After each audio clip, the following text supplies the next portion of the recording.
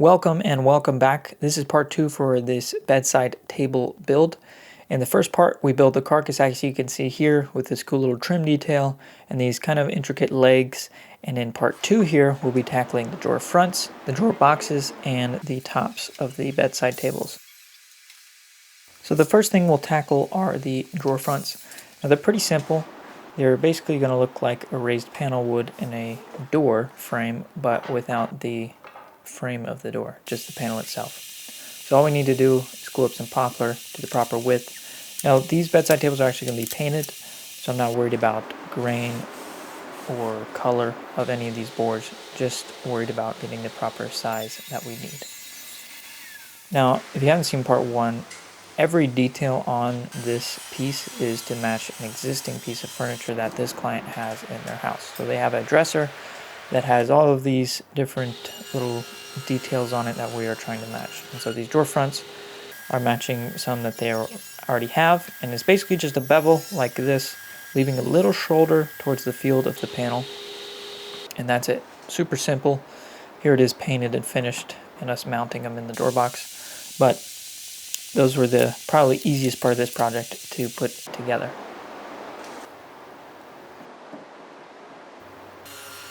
And the next part we're going to tackle are the tops of these cabinets. Now, again, we're matching the existing details of the client's piece of furniture, and the top was a little weird to make, and you'll see kind of as we're getting to it what I mean by that.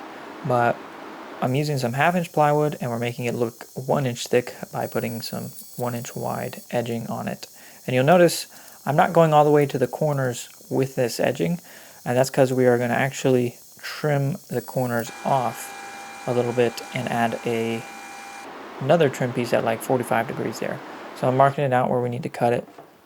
And then at the miter saw, we're just going to set a stop block up, and we're able to keep that block there and just rotate, flip the piece, and then spin the piece. And we're able to cut every corner exactly the same. And then we'll go back and add this piece of edging onto there. And it looks a little weird at first, but we're going to be adding a slight radius where this angled part of the edging meets the straight part of the edging. And I'm just going to pin this stuff on. We've got glue, so once the glue dries, it'll be very nice. And again, we're painting this, so those little pinholes we can fill and sand and not have to worry about it. Here is the radius I'll be adding, if I can figure out which way the template goes. And the easiest way to do this is just to make this little template to follow and take a router and follow that guide. And it'll add this little subtle radius to the edge of this top. And you'll notice also kind of doing a climb cut at the start of some of these cuts here, and that is to just minimize tear out on that front side there. You got to be careful when doing a climb cut. Take off very little material, go slow, hold the router firmly, but it is able to be done. Just got to be careful doing it. So there's the tops on the cabinets, and now this thing's starting to take shape.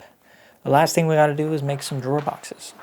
So I decided to use some ambrosia maple, which is maple that has been infested with an ambrosia beetle, and where the beetle has burrowed into the tree, it leaves these gray streaks in the wood, and it looks pretty cool. And I think it goes with kind of the worn rustic vibe that the existing piece of furniture has, and kind of gives it a little bit more character and uniqueness to it. And the client loved this choice. I recommended it to them, and they were super pleased with that little detail on the drawer boxes, because you know it's something that's on the inside of the cabinet. You're not really going to see it unless you open it up, so just a little subtle detail to add. And the joint we're going to be using to make these drawer boxes, we're just going to use a box joint, or a finger joint some call it, and some glue.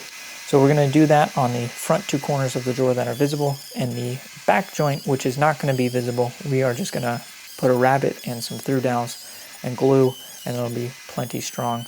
And that's just to save some time, and therefore save the customer some cost on this project.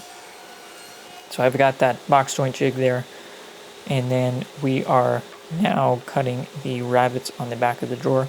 Now I was going to just cut this shoulder, then stand my piece up and cut it like this, as you see. But the throat plate there is not a zero clearance, and it was a little too close for comfort, and I decided to just, instead of cutting it vertically like that, if you had a zero clearance insert, it would be fine to do it like that, but instead I just continued to hog out the material in the same way I cut the shoulder of the drawer box.